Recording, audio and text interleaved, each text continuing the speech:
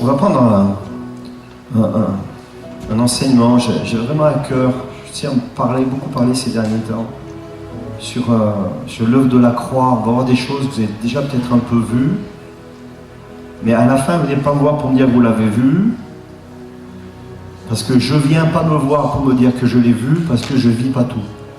Voilà, c'est fort ça. L'œuvre de la croix. Alors on va survoler quelque chose. Et les prochaines fois où j'aurai l'occasion de prêcher ici, je prendrai chaque thème pour détailler chaque thème. On va parler du fonctionnement de l'homme. On l'a vu avec certains déjà. On sait tous comment l'homme fonctionne. On a besoin de le laisser agir. On a pris des chants extraordinaires ce matin. On parle de la puissance de Dieu, on parle qu'on l'adore, on parle qu'on... Tellement de choses. Tu as choisi de tout donner en offrant ta vie sur cette croix.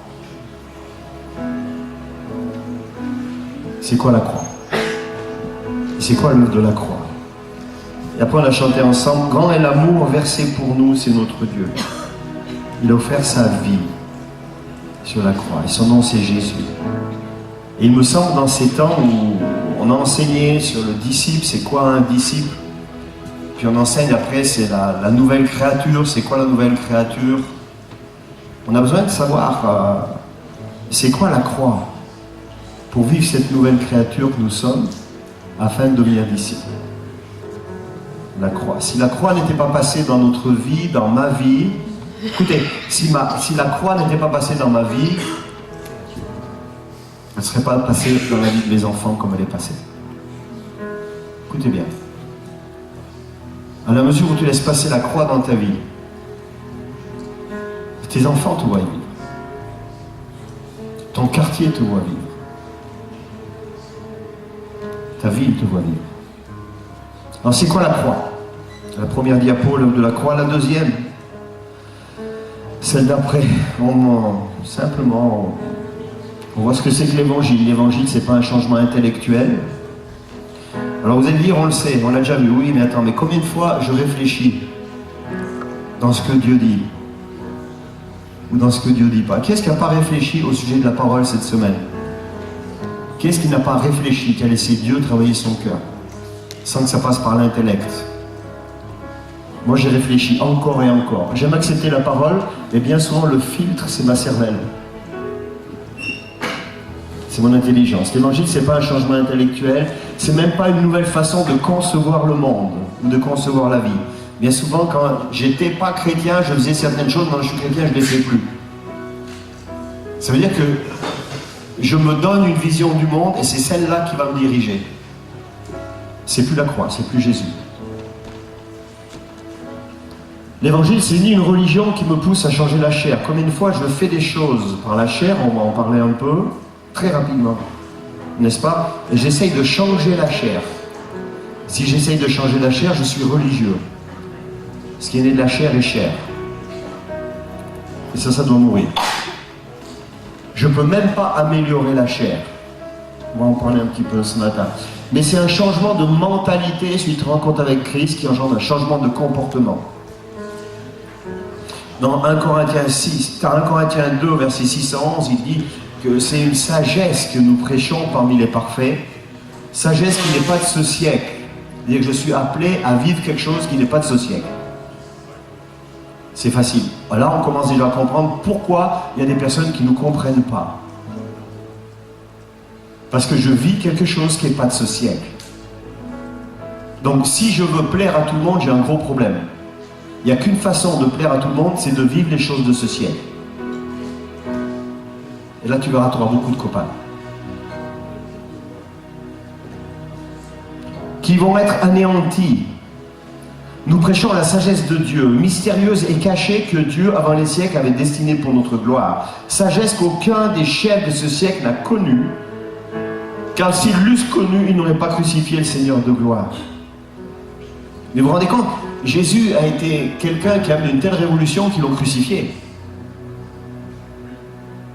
S'ils avaient connu la sagesse de Dieu, ils ne l'auraient pas crucifié. Et ils auraient adoré Christ, sans que ça passe par la croix. Mais la vie de Christ était un tel bouleversement qu'ils l'ont crucifié. Et dans nos églises aujourd'hui, en étant chrétien, on veut du succès, même mieux. On peut s'étonner de ne pas avoir de succès. Le succès de Christ, ça a été la croix. Mais comme il est écrit, ce sont les choses que l'œil n'a point vues, que l'oreille n'a point entendues, qui ne sont point montées au cœur de l'homme, des choses que Dieu a préparées pour ceux qui l'aiment, des choses que Dieu a préparées pour ceux qui l'aiment. Est-ce que toi tu l'aimes? Moi je suis fou de Jésus. Dieu nous les a révélés par l'esprit, même pas par l'intelligence. C'est 1 Corinthiens 2. Verset 10. Car l'esprit sonde tout, même les profondeurs de Dieu. Pour sonder les profondeurs de Dieu, c'est l'esprit. C'est même pas ton analyse objective de la situation. Lequel des hommes, en effet, connaît les choses de l'homme, si ce n'est l'esprit de l'homme qui est en lui? De même, personne ne connaît les choses de Dieu, si c'est l'esprit de Dieu. Je ne peux connaître les choses de Dieu que par l'esprit de Dieu. Et aujourd'hui, nos églises sont remplies de personnes qui discutent comment devenir un bon ceci, un bon cela. Nourris-toi de tes rêves. Fais gaffe à tes rêves. Rêve tes rêves. La connaissance de Dieu, et on le sait ici dans cette église, elle vient sous forme d'une révélation qui touche l'esprit de l'homme. Je dis bien, la connaissance de Dieu, elle vient sous forme d'une révélation qui touche l'esprit de l'homme. Est-ce que je suis prêt à interdire à tout ce qui n'est pas révélation de ne pas toucher mon esprit? Que tout ce qui touche mon esprit, le voile va être ôté. Alors là, tu viens m'influencer, sinon, non. Oh là là. Et c'est cela qui produit un changement radical. C'est pas une information qui touche la pensée, mais c'est une révélation. Avec mon épouse ce matin, on prie, et encore, au téléphone, hier encore, là elle est à Belfort, elle est oratrice dans un séminaire de femmes. Elle me dit, mais tu te rends compte, il y a 80 femmes qui ont pris leur temps. Je dis, oui chérie, on va y arriver. On va y arriver. Seigneur, que les voiles sautent. Il y a tellement de choses qui sont voilées pour nous. Encore. Et pour moi, humblement dans ma vie. Et j'ai envie que le voile soit ôté. J'ai envie de faire du Seigneur ma priorité. Coûte que coûte. Que le voile soit ôté. Parce que le changement radical, c'est pas qu'une information. Combien de fois on est touché, nous sommes touchés par une information, même par un texte biblique. Mais est-ce que le texte biblique va nous être révélé ou simplement une information? Ouh là là là là là.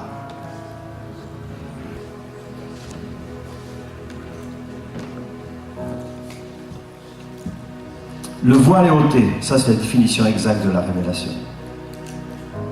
La pensée suivante, on le voit comment fonctionne l'homme au niveau de la pensée. La diapo suivante. Dès l'origine, la pensée de l'homme, c'est un vrai champ de bataille. Alors on le sait. C'est comme la gare ici, là, à Agen. Il y a plein de trains qui rentrent. Je ne sais pas s'il y a encore les aiguilleurs. Avant, il y avait les aiguilleurs. Je ne sais pas si ça existe encore. Hein. Je sais que ça existe au niveau informatique. Mais avant, il y avait l'aiguilleur. J'aimais bien avant, dans l'image, pas dans le... Je ne regrette pas les choses passées. Parce que dans l'image, avant, le gars à l'aiguilleur, il avait le programme, le train arrive de Bordeaux pour aller sur Toulouse, et il fallait, une fois qu'il arrive un petit peu avant, il allait, et puis il fallait faire un effort pour aiguiller, c'est-à-dire que le train qui arrive d'un endroit, le faire aller sur une autre voie pour qu'il aille à destination. Et dans nos pensées, c'est un peu comme ça, c'est comme, il y a un tri à faire. Je dois aiguiller. Vous vous rendez compte? Il y a 2 jours de ça, on me dit, vous allez avoir aux informations, on va en parler un peu. Vous allez avoir un super week-end, il faut en profiter. Et ils sont tellement positifs qu'ils disent, oh, toi tu es content quand tu entends ça. Tu dis, ah il va faire chaud. Et tu dis, il faut en profiter parce qu'après il fera mauvais temps. Mais tu peux pas te taire, je veux juste aiguiller, soleil et en profiter. Pourquoi tu me dis après qu'il fait mauvais temps? C'est quoi que tu as aiguillé là, quand tu as eu cette information? C'est quoi que j'ai aiguillé? Moi j'ai aiguillé, il va faire beau. Le mauvais temps, je m'en fous, parce que des fois ils seront. Mais il y en a qui ont aiguillé, il va faire mauvais temps.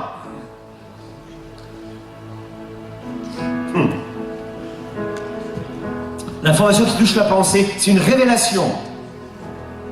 Donc dès l'origine, et on le voit dans Genèse 6, verset 5, à l'origine, l'Éternel vit que la méchanceté des hommes était grande sur la terre et que toutes les pensées de leur cœur se portaient chaque jour uniquement vers le mal. Alors on me dit oui, mais ça c'est l'Ancien Testament, maintenant Christ est venu. Je dis oui, mais les pensées de l'homme se portent uniquement vers le mal. Et maintenant, si Christ vient, si j'ai accepté Christ, c'est l'aiguillage. Amen. C'est il y a quelqu'un, Marie-Flore. Merci. Il y a l'aiguillage. Marie-Flore, tu donnes plus fort, comme ça peut-être tu vas... En principe, à 11h15, il y en a deux qui me disent Amen. C'est la pensée de Christ, c'est l'aiguillage. Mais le cœur de l'homme, il n'a pas changé. Parce que Christ est venu, mais tu es libre, toi, d'accepter ou pas. Ouais, mais je suis chrétien. Non, je suis libre. C'est moi qui fais le choix. Parce que ce que je pense, et ce que j'ai accepté, et comment je gère ce que j'ai pensé, ce que je pense, ou ce que je suis en train de penser, ça va produire un acte, ce que je vais faire. Suivant ce que j'ai accepté, suivant ce que je rejette. Et cet acte va déterminer qui je suis. Et cet acte-là, il va travailler après, encore dans mes pensées, vous comprenez? Et ça va déterminer ma personnalité.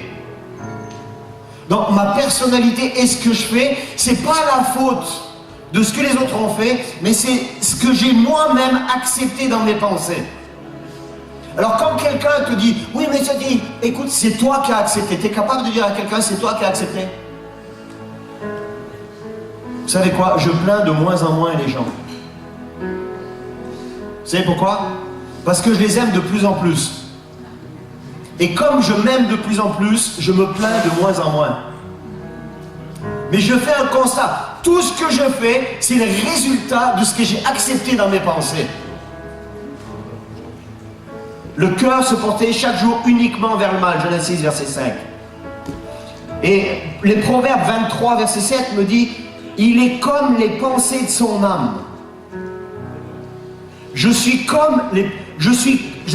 comme les pensées de l'âme de mon voisin. Je suis pas comme les pensées de la télévision. Ça, c'est les sources d'influence. On va en parler rapidement, parce qu'après on prendra des temps beaucoup plus longs dessus. Donc ce que je pense, ça détermine ce que je fais. Quand tu fais quelque chose, c'est que tu le penses. Alors arrête. Ce que je fais, je le pense. Le monde des arrière-pensées. Aïe, aïe, aïe, aïe, aïe, aïe, aïe. Qui est-ce qui n'a pas d'arrière-pensée ici? Moi, je lutte avec ça. Je lutte avec ça. Ce que je pense détermine ce que je fais, et ce que je fais détermine ce que je suis.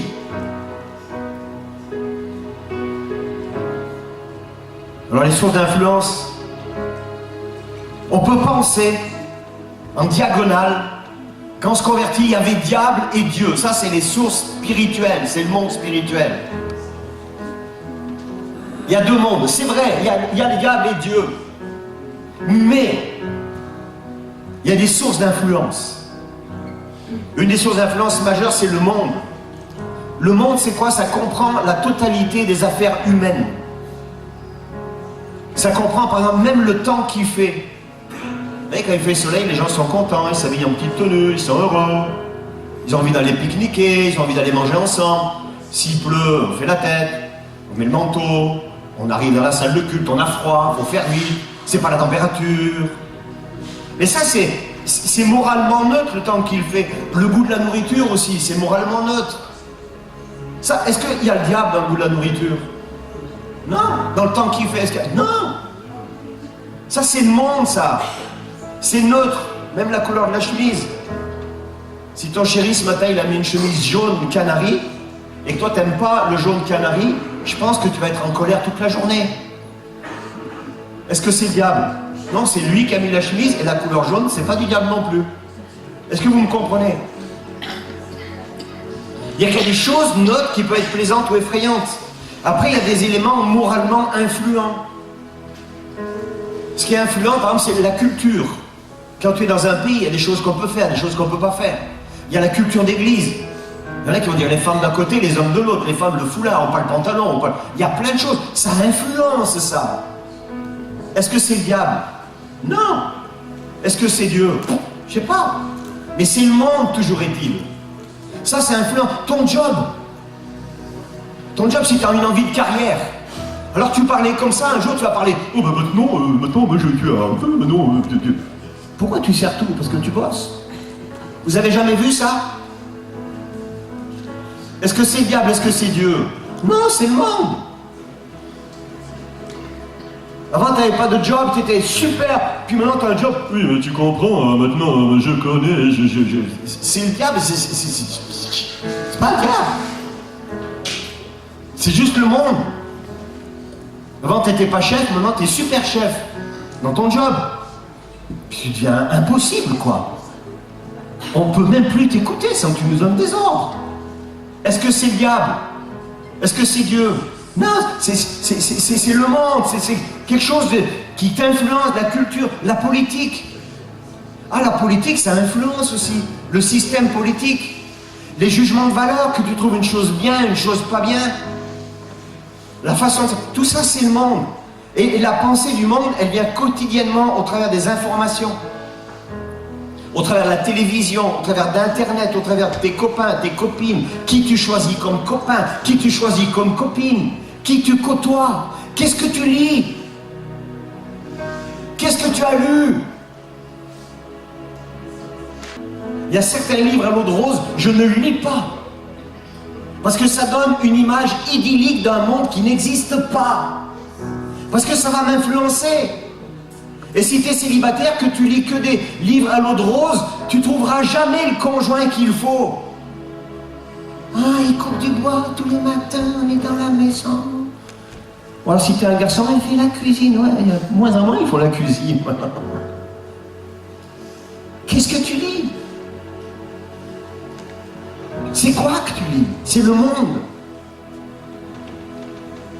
Les journaux, la musique, qu'est-ce que tu écoutes comme musique? Surtout l'été arrive. C'est facile de faire un succès en ce moment, hein?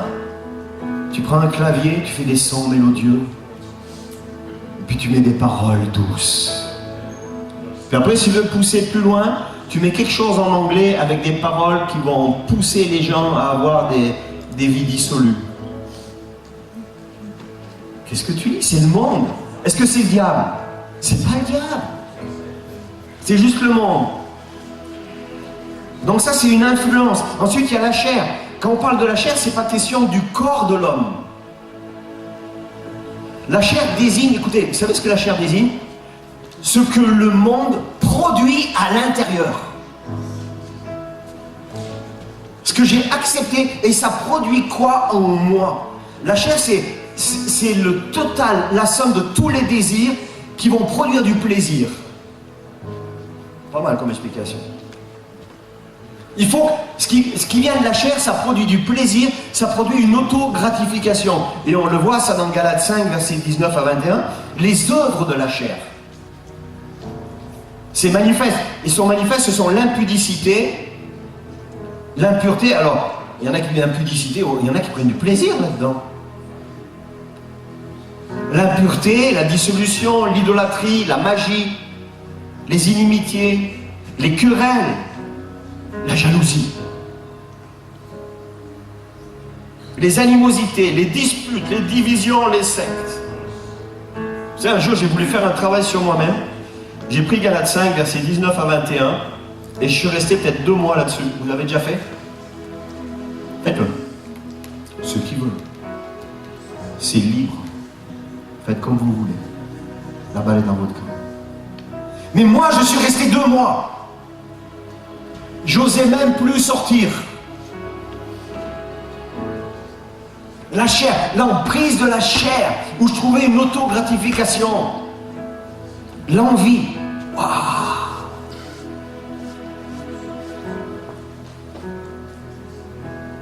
On passera du temps une prochaine fois là-dessus.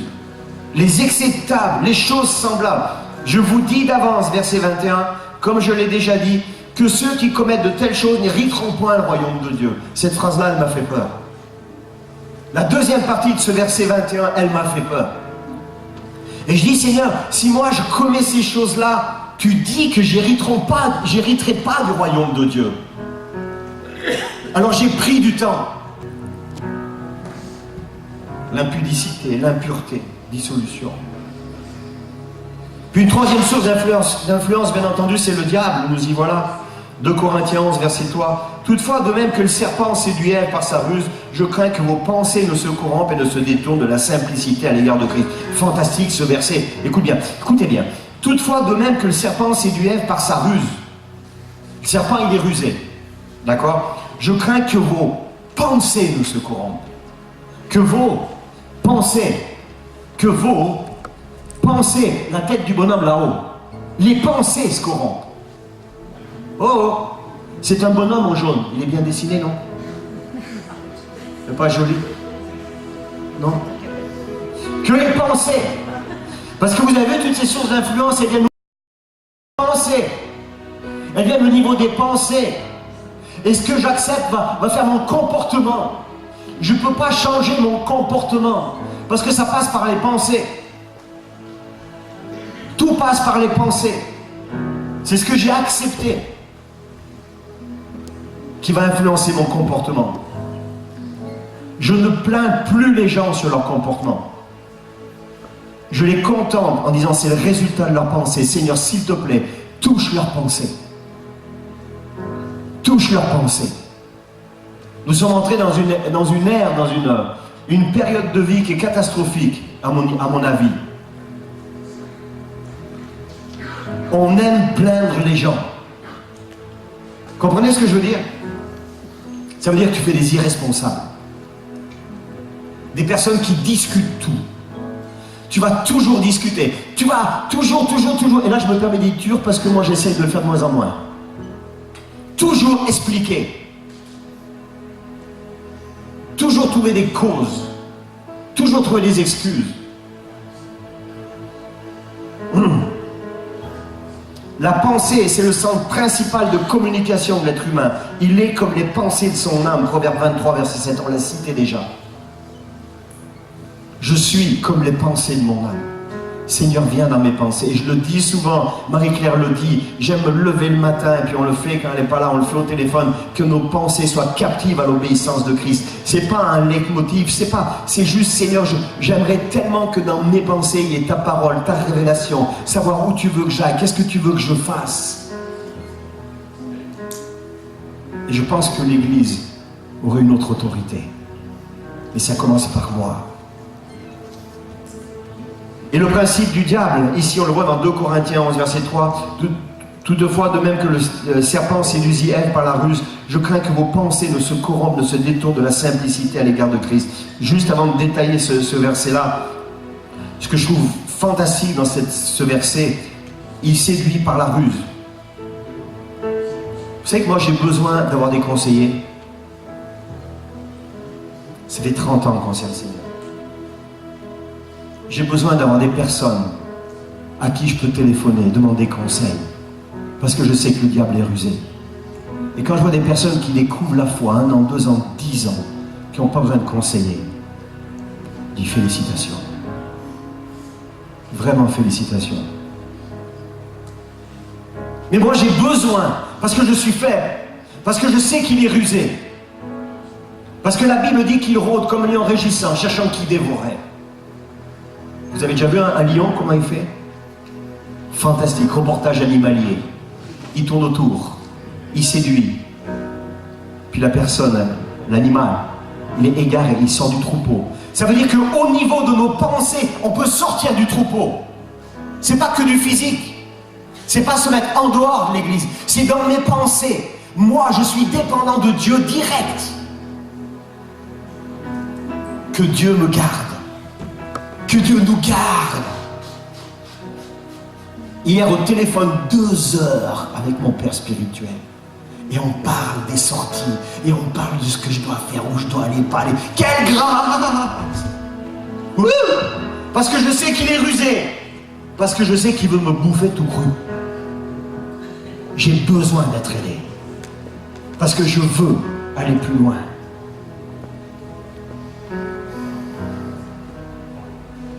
Je crains que vos pensées ne se corrompent. C'est les pensées en premier. C'est pour ça que le résultat, ce que je vis, c'est le résultat de mes pensées. Et avant d'aller pleurer, de me plaindre, j'examine mes pensées. Elles ne se corrompent et ne se détournent de la simplicité à l'égard de Christ. Ah, la simplicité. Vous savez ce que c'est le contraire de simple? C'est double. Je peux avoir des pensées doubles à l'égard de Christ. Parce que ma Bible dit, oh là là là là, je ne défends pas la parole, et ne se détourne de la simplicité à l'égard de Christ. Des fois, j'ai ma lecture, ma vision du monde, la vision de ce que Dieu veut faire avec moi, et je peux avoir une pensée double avec Christ. Je peux être bien à l'extérieur, mais à l'intérieur, c'est quoi ma motivation? Le processus, d'abord, le diable, il suggère, il murmure, il sème une idée. C'est ce qui est passé en Éden. C'est ce qui s'est passé pour Ananias, la vente d'un champ dans la Bible. Acte 5, verset 3, Pierre lui dit, Ananias, pourquoi Satan a-t-il rempli ton cœur au point que tu mentes au Saint-Esprit et que tu aies retenu une partie du champ? Dieu lui a demandé de vendre un champ. Il a dit, ouais, je vends le champ. Mais il a gardé une partie de l'argent. Comprenez? S'éloigner de la simplicité.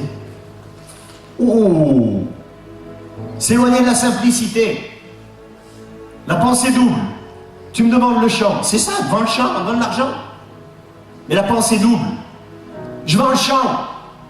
Et tout le monde devait dire, alléluia, ça c'est un bon chrétien. Oui, mais Dieu a vu qu'il n'a pas donné tout l'argent. Pensée double. Ah. Donc il suggère, ensuite il prend la place. On a commencé à en parler un peu. Il prend la place, ça c'est un principe. Tu lui laisses la place. De toute façon, le diable il prendra toujours la place que tu lui laisses. Lui, il ne viendra jamais forcer.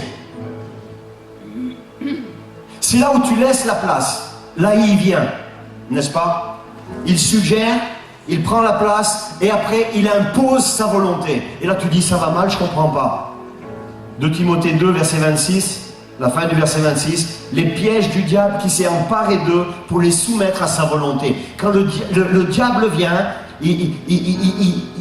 il impose sa volonté, il te soumet sa volonté, et tu es comme coincé. Et c'est là où j'ai besoin de partager. Parce qu'il peut même t'imposer des choses pour que tu aies du succès, mais qui t'éloignent de la pensée de Dieu.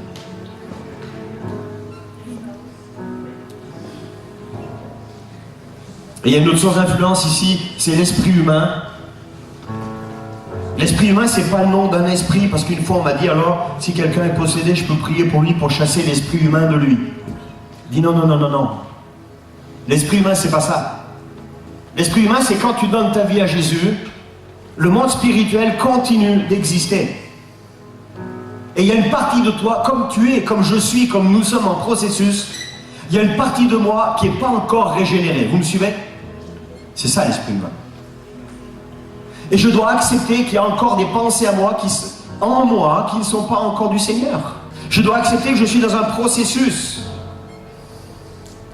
Je choisis de conserver la relation avec Dieu, mais ce n'est pas parce que je vais prier le matin et mettre mes pensées captives à l'obéissance de Christ que je vais dans la journée ne pas être un contre-témoignage dans certains domaines de ma vie. Parce qu'il y a une partie de moi qui n'est pas régénérée encore. Je serai pleinement régénéré dans sa présence. Donc soyez patients. Mais là où j'irai, vous viendrez me rejoindre après, mais vous ne serez pas avec moi en même temps. Vous me suivez? L'esprit humain.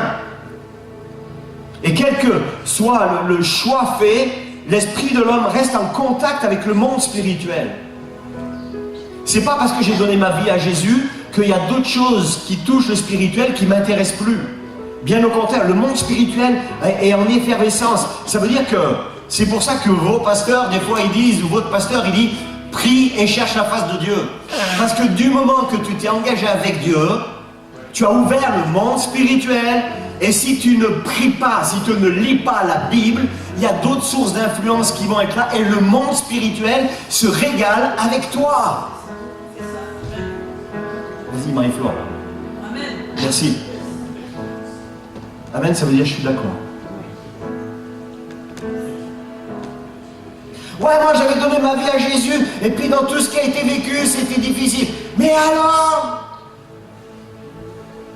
nous aurons tous les mêmes épreuves, les mêmes difficultés, la même vie, nous dit le Seigneur, nous dit la parole. Mais nous connaissons et nous savons qu'il a prévu les moyens de s'en sortir. C'est tout ça. Et quand je parle de relation avec Dieu, je ne parle pas de lire les bouquins, je ne parle pas d'Internet, je ne parle pas de Facebook, je parle de ma Bible, maintenant dans le téléphone, ou mon livre. J'ai encore mon livre que je souligne. Je veille sur ma nourriture spirituelle. Lis des livres de témoignages. Tu verras combien Dieu est bon. Alléluia. Des livres de gens qui servent le Seigneur, qui aiment Jésus. Alléluia. Oh, il y a en plus de ta Bible.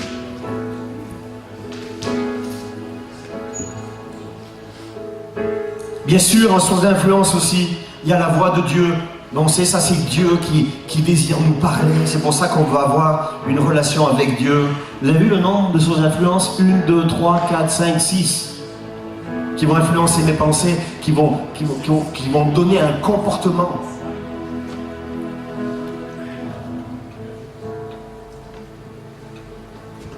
Et le passé, oh, non, la voix de Dieu d'abord. Jean 10, versets 4 et 5, lorsqu'il a fait sortir toutes ses propres brebis, il marche devant elles et les brebis le suivent parce qu'elles connaissent sa voix. Moi j'aime la parole encore plus que jamais, puisque dans ma Bible à moi, dans Jean 10, verset 4, il est dit et qu'il a fait sortir toutes ses brebis, il marche devant elles et elles le suivent parce qu'elles connaissent sa voix. Et des fois, dans des églises, il y a des moutons qui suivent, mais ils ne connaissent pas la voix du bon berger. Je fais partie de telle dénomination. Est-ce que tu connais ton Dieu? Est-ce qu'il t'a parlé ce matin? Qu'est-ce qu'il t'a dit? Si t'as pas le temps, c'est pas grave, on va prier, c'est tout. Moi, celui que je veux suivre, il faut que j'ai une relation avec. Et peut-être que je l'ai dit ici, une fois je parlais du Seigneur à quelqu'un, puis la personne elle trouve tous les arguments. Vous me dites, ah le Seigneur, moi j'y crois pas, vous savez, il en existe comme ça. Puis à la fin, je lui ai dit, écoute, j'étais pas lassé, j'étais rempli d'amour pour cette personne. Et je crois que Dieu m'a inspiré. Et je dis à la personne, tu sais, tu me dis Jésus n'existe pas, Dieu n'existe pas. Mais écoute, même si c'était la plus grande fumisterie qui ait jamais existé, je vais continuer à lire ma Bible et à le prier, parce que la qualité que j'ai de vie par rapport à la tienne, on ne peut même pas comparer. Waouh! Parce que je sais en qui je crois. Je sais en qui je crois. Lorsqu'il a fait sortir toutes ses propres brebis, il marche devant elles. Les brebis le suivent, virgule, pas par obéissance, parce qu'elles connaissent sa voix. Elles ne suivront point un étranger, mais elles fuiront loin de lui, parce qu'elles ne connaissent pas la voix des étrangers. Combien de fois on entend la voix des étrangers qui est pleine de séduction, et on suit. Est-ce que tu sais faire la différence entre la voix de Dieu et la voix des étrangers? C'est pas le résultat qui va te montrer si c'est la voix de Dieu ou la voix des étrangers. Parce que la voix des étrangers, comme il dit dans la parole, elle peut t'amener du succès. Nous vivons dans le présent, ça c'est bien, mais la pensée, elle ne reçoit pas uniquement des informations du temps présent, elle reçoit des informations du passé. Sous la forme de souvenirs. Le passé, tout ce que j'ai vécu, le passé. Oh oui, moi j'ai déjà donné, moi je connais la musique. Moi. Ça c'est des blessures. Hein. Les échecs passés qui vont continuer à nous accuser, à nous freiner. C'était mieux avant. Et chez certains, le passé a une présence très forte. Vous savez pourquoi? Parce que comme nous fonctionnons, je pense que les prochaines fois on racontera, la mémoire elle est sélective. Elle sélectionne. Et dans ta mémoire sélective, tu as encore le choix, parce que Dieu t'a créé avec des possibilités énormes, celle de choisir les bonnes choses ou les mauvaises. Oh là là là là, dis à ton voisin, choisis les bonnes choses ou les mauvaises, mais choisis les bonnes.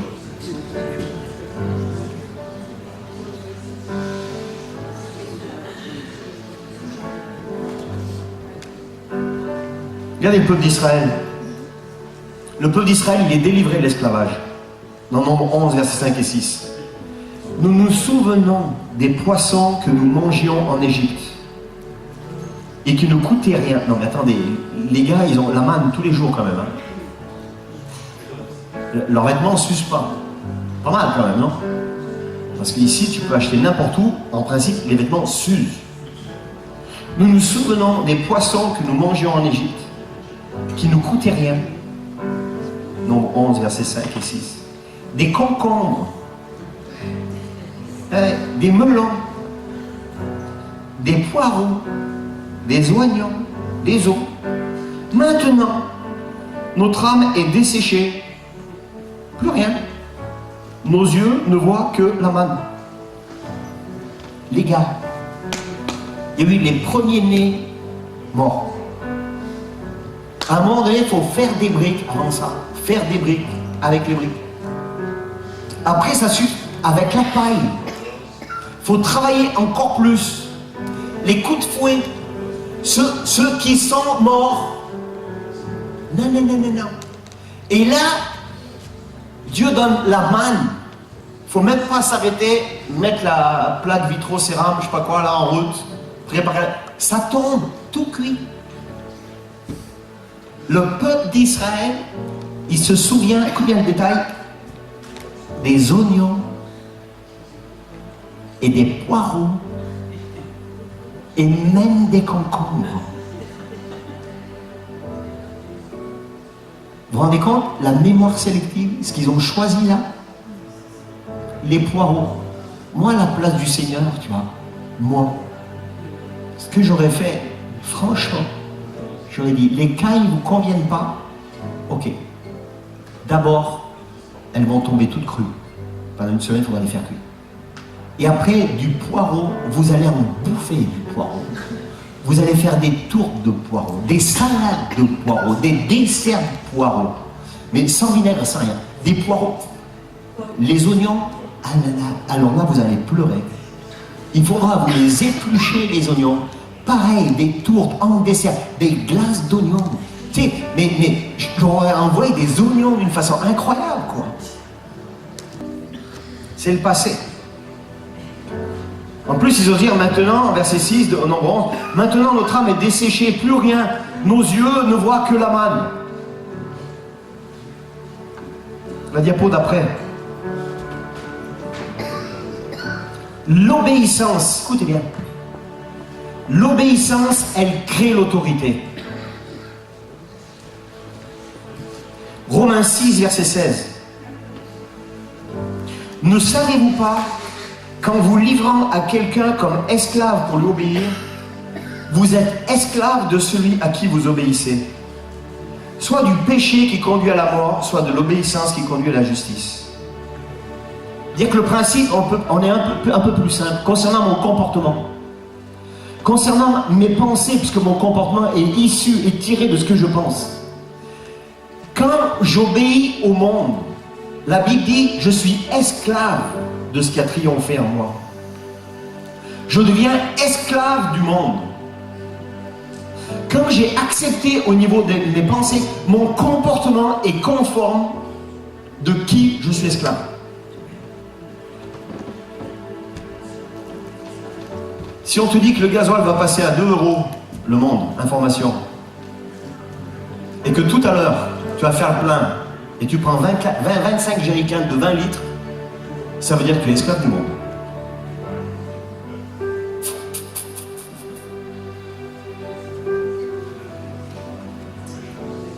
L'obéissance, elle crée l'autorité. Ce à quoi j'obéis, ça crée une autorité sur ma vie.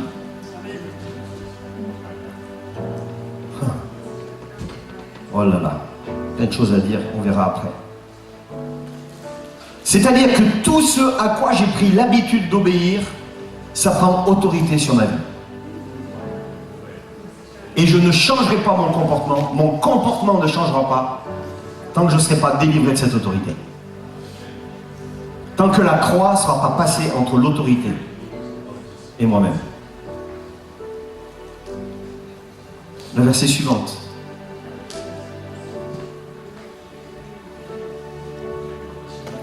Quand l'homme décide de se soumettre à Dieu, de changer de comportement, de saisir les valeurs de l'évangile. Aïe, aïe, aïe. Si je choisis entre le monde, le diable, l'esprit humain, le passé et la chair, de saisir les valeurs de l'évangile, alors je ne pense plus de la même façon. Mes pensées peuvent être captives en l'obéissance de Christ. Sinon, les domaines où je n'ai pas laissé passer les valeurs de l'évangile, la Christ et la croix, alors ces choses-là ont autorité sur moi. Ça va? Amen. 2 Corinthiens 4, verset 6, Dieu a dit, écoutez bien, la lumière brillera du sein des ténèbres. La lumière, là, elle brille du sein des ténèbres. C'est pour ça qu'il est mis en jaune. Même couleur que la croix. La lumière brillera du sein des ténèbres. La lumière, elle ne va pas briller parmi la lumière. Les ténèbres resteront encore. Alors mon comportement sera changé. Dieu a dit, la lumière brillera du sein des ténèbres, a fait briller la lumière dans nos cœurs pour faire resplendir la connaissance de sa gloire de Dieu sur la face de Christ. Il y a encore question de connaissance. La pensée du croyant est alors éclairée et l'Esprit Saint demeure alors dans l'esprit du croyant. L'Esprit Saint demeure. Souvent on entend « je suis le temple du Saint-Esprit ». Oui, c'est vrai. Ça c'est ce que Dieu dit. Mais est-ce que tous les domaines d'influence ont été touchés afin de laisser le Saint-Esprit prendre leur place? La pensée devient sensible au péché et à la désobéissance là où j'ai laissé le Saint-Esprit demeurer. Là où je n'ai pas laissé le Saint-Esprit, ma pensée, elle n'est pas éclairée. Et c'est la confession des péchés, c'est la repentance qui vont mener à cette purification, qui vont permettre l'œuvre de la croix. Alors il y a des versets comme Philippiens 2, verset 5, « Ayez en vous les sentiments qui étaient en Jésus-Christ. » Mais pour avoir en moi les sentiments qui étaient en Jésus-Christ, il faut que concernant toutes les sources d'influence, j'ai laissé Christ passer. Parce que c'est plus qu'une parole, c'est un comportement d'avoir en soi les sentiments qui étaient en Jésus-Christ. Je peux le dire au culte, je peux le changer, je peux... Mais si à la maison, je n'ai pas en moi les sentiments qui sont en Jésus-Christ, je suis religieux. Et les sentiments qui sont en Jésus-Christ concernant ces sources d'influence, ce n'est pas que les temps de culte. Ce n'est pas que les temps de témoignage. C'est au travail. Dans mes prises de position, dans mon couple, dans ma famille, le quartier. On parle juste de l'œuvre de la croix. Si on peut simplement se souvenir que l'obéissance crée l'autorité, le fait de décider d'obéir au Seigneur crée une autorité, ça veut dire qu'il a autorité sur ma vie. Ayant vous les sentiments qui étaient en Jésus-Christ, c'est ce que Dieu veut. La diapo d'après, l'œuvre de la croix. Waouh! C'est encourageant comment on fonctionne, non? C'est encourageant, hein? Il a dépouillé les dominations et les autorités. Il les a livrées publiquement en spectacle en triomphant d'elles par la croix. Il il a dépouillé les dominations. Ça, c'est l'œuvre de la croix. On peut dire ensemble, il a dépouillé les dominations et les autorités. Il les a livrées publiquement en spectacle, en triomphant d'elles par la croix. Je ne peux pas changer mon comportement. J'ai besoin de l'intervention de Christ, de saisir pleinement l'œuvre de la croix, qui a des dominations, des autorités, des sources d'influence qui ont été livrées publiquement en spectacle. Et tant que je le revendique, tant que je ne le revendique pas, mon comportement ne peut pas changer. Je vais faire des efforts humains pour devenir meilleur. Je vais être fatigué. Et puis ça se verra. Vous savez, ça se voit quand Christ est passé dans une personne. Ça se voit.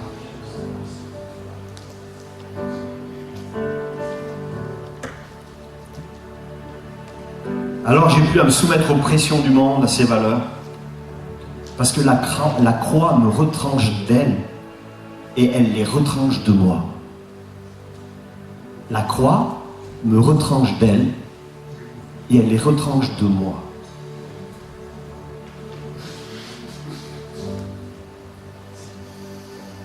On va terminer, on va prier.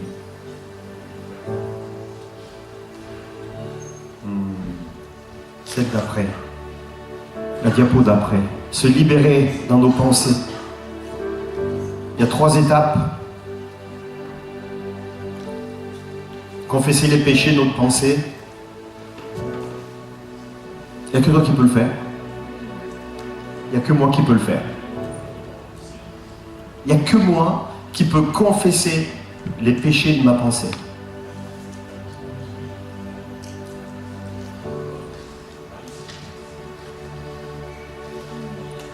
Dernièrement, je voyais une information. Je n'ai jamais vu cette émission-là. Une fois et encore. Les 12 coups de midi, là. Le gars qui est champion, je ne sais pas combien de semaines, il a duré des années, des années, des années, des années. Il a gagné 800 000 euros. Vous n'avez pas entendu parler de cette affaire-là? 12 coups de midi, c'est un jeu intellectuel. On pose des questions et les gens répondent. Et lui, il a gagné beaucoup d'argent, beaucoup d'argent. Et il a épaté tout le monde. Et au niveau de l'extérieur, c'était un gars vraiment, beaucoup de relations là. Il vient d'écrire un livre. Et il y a une petite jeune fille qui est allée voir la police et qui a dit, mais il a voulu faire des choses avec moi. Et ça a engendré une affaire. Et cet homme est en prison depuis 2-3 jours. Il a des milliers d'images pédopornographiques. Il avait une vie complètement dépassée. Et les médias s'étaient emparés de son succès. Moi, je prie pour cet homme.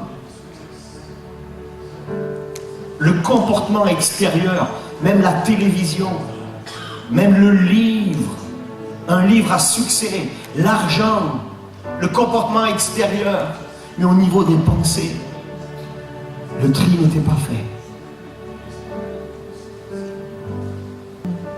Mais nous avons un privilège, nous connaissons Christ. Et entre ces sources d'influence, nous pouvons demander la présence de Jésus. Et réaliser le sacrifice d'amour, la croix. Se libérer dans notre pensée, d'abord confesser les péchés, avec ces... Mais pas, vous savez, on va confesser, vous le ferez si vous voulez, avec tristesse, mais dans cette certitude qu'on reçoit le pardon de Dieu. Vous êtes d'accord avec ça? Je vous encourage. Je vous encourage. C'est différent quand tu confesses et si tu ne sais pas, là je dis tu, parce que moi je ne suis pas concerné par ça. Parce que si moi je confesse, je sais que Dieu m'a pardonné. Mais des fois peut-être que toi tu ne sais pas, en confessant que Dieu t'a pardonné. Et là, la première étape c'est confesser, mais recevoir le pardon de Dieu. Je sais que j'ai confessé une fois, ça va, j'ai reçu le pardon. Ça c'est une confession honnête de nos mauvaises pensées. Je n'explique même pas à Dieu, je dis la chose. C'est la colère, l'animosité, la jalousie, les convoitises, la méchanceté. Tu le sais, juste le mot. Lui, il connaît le mot, pas la peine de lire la définition. Il a le dico. Il a le dictionnaire. La première étape, après, c'est important, c'est renoncer à l'autorité qu'on a donnée par le passé dans nos pensées. Soit au monde, à la chair, l'esprit humain, au diable. Mais il ne faut pas le demander à quelqu'un qui le fasse pour nous. C'est moi qui le fais. Moi, il y a des choses du monde, j'ai pris connaissance quelque temps encore en préparant ce message. J'ai dit, mais ça alors, ça a pris l'autorité sur moi. J'ai renoncé, j'ai dit, maintenant c'est fini. J'ai cité la chose, j'ai dit, ça suffit maintenant. Hein? Ça suffit. Et la troisième étape, c'est lorsqu'on abandonne notre passé entre les mains de Jésus. Alors, il nous rachète de notre passé. Et ça prend du temps. Il tire du bien de nos erreurs. Là où tu as fait des choses qu'il ne fallait pas, penser des choses qu'il ne fallait pas, cautionner des choses qu'il ne fallait pas. Alors ça, c'est la troisième étape. Ça ne se fait pas tout de suite, ça se fait dans le temps. Il va tirer du bien. Parce que ma Bible, elle dit que le diable fait toujours une œuvre qui le trompe. Pourquoi c'est nécessaire de se libérer comme ça? Parce que dans 2 Corinthiens 10, au verset 4 et 5, il est dit « Les armes avec lesquelles nous combattons ne sont pas charnelles. Elles sont puissantes par la vertu de Dieu. Pour renverser des forteresses. Et nous renversons tout raisonnement, toute hauteur qui s'élève contre la connaissance de Dieu. Parce que toutes ces choses sont là pour nous empêcher de rencontrer Dieu. On les a acceptées, on les a cautionnées, elles ont pris la place. Et finalement, ça nous empêche dans ce domaine-là de rencontrer le Seigneur. Donc on peut parler de la grâce de Dieu, on peut parler de l'amour de Dieu. Mais il y a quelque chose, et puis on peut dire, ouais mais c'est un processus. Non, non, laisse ces choses-là, tu vas activer le processus. Amen, amen, amen. Moi je veux pas ralentir le processus. Moi je veux l'activer. On peut activer l'onction. On peut activer la présence de Dieu en soi. Tu as juste à reconnaître, on a juste à reconnaître, on a juste à laisser Christ agir. Il ne va pas agir tout seul, il demande à nous d'agir, de renoncer à l'autorité qu'on a laissée de ces choses-là. Personne ne peut le faire à notre place. C'est moi. Il y a des personnes qui sont tout le temps inquiètes parce qu'elles ont accepté l'inquiétude. Oui, mais je souffre. Alors refuse. On ne va pas prier 20 ans pour ça. Il faut que tu passes à autre chose. C'est à toi à refuser.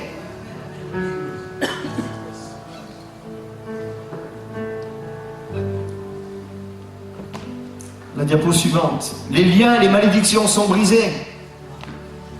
2 Corinthiens 5, verset 17. Si quelqu'un est en Christ, il est une nouvelle créature. Quand je préparais ce message, je me disais, mais c'est dommage que j'ai prêché un peu à l'envers. J'ai prêché d'être disciple 2 fois, vous m'avez entendu là-dessus. Une fois sur être une nouvelle créature et maintenant la croix. Alors j'aurais dû prêcher les choses différemment. Certainement la croix, l'œuvre de la croix. Ensuite, c'est quoi une nouvelle créature? Et après, disciple. Si quelqu'un est en Christ, il est une nouvelle créature. Qui est-ce qui est une nouvelle créature? Moi. Levez la main pour voir les nouvelles créatures. Il y en a qui ne lèvent pas la main, vous avez peur? C'est dommage. Si quelqu'un est en Christ, une nouvelle créature, point. Les choses anciennes sont passées. C'est un encouragement. C'est une déclaration. Il y a une autorité spirituelle. Mais c'est moi, dans ma démarche, qui dois saisir que les choses anciennes sont passées. C'est-à-dire accepter que Christ vienne entre tous les liens, les malédictions, les puissances qui viennent, toutes ces sources d'influence. Alors oui, ça prend sa pleine valeur. Sinon, c'est encore en substance.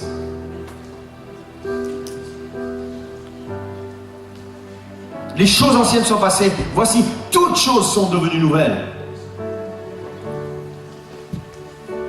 Et pourquoi je peux le faire? Parce que dans Matthieu 16, verset 19, il est dit « Je te donnerai les clés du royaume des cieux. Ce que tu liras sur la terre sera lié dans les cieux. Et ce que tu délieras sur la terre sera délié dans les cieux. » Et là, c'est une prière d'autorité. Et avant de délier les autres, c'est bien des fois de se délier soi-même. Sinon, je n'ai aucune autorité. Je peux faire des choses extérieures, comme cet homme qui répondait à tellement de questions, il a gagné 800 000 €. Il a berné du monde. Tu sais qu'avec le Seigneur, on peut des fois berner le monde aussi. Mais Dieu, par amour, nous laisse toujours ce choix, cette croix entre tous les liens, les puissances extérieures et nous, et ma pensée. Il y a la croix, et ça, c'est l'amour de Christ. Bientôt, je prêcherai sur la loi et la grâce. Et des fois, on s'est mis une loi. Je dois, il faut que... La grâce, il y a un équilibre entre la loi et la grâce. Et la dernière diapo, c'est l'œuvre de la croix. Galates 3, verset 13. Christ nous a racheté de la malédiction de la loi, étant devenu malédiction pour nous. Voilà la croix. Mais c'est vrai, c'est une réalité. Mais est-ce que je l'ai accepté? Je ne parle pas si j'ai accepté Christ. Est-ce que j'ai accepté la signification? C'est quoi la croix? Il s'est livré publiquement en spectacle. Ouh. Il a tout pris sur la croix. Toutes les paroles qui blessent, qui maudissent, tout ce qui fait que j'ai pas un bon caractère, peut-être. Tout ce qui est devenu même pour moi comme une loi, où j'ai voulu me racheter au travers d'une loi. J'ai aimé quand Louis a parlé de la dîme, là. C'est des fois la dîme, l'offrande. Ça peut être une loi. Ah, il a compris que c'était un plaisir. Félicitations. Le voile est ôté, alléluia. La paix de Dieu qui surpasse toute intelligence gardera vos cœurs et vos pensées en Jésus-Christ. Alors j'aimerais qu'on puisse se lever, puis je vais prier.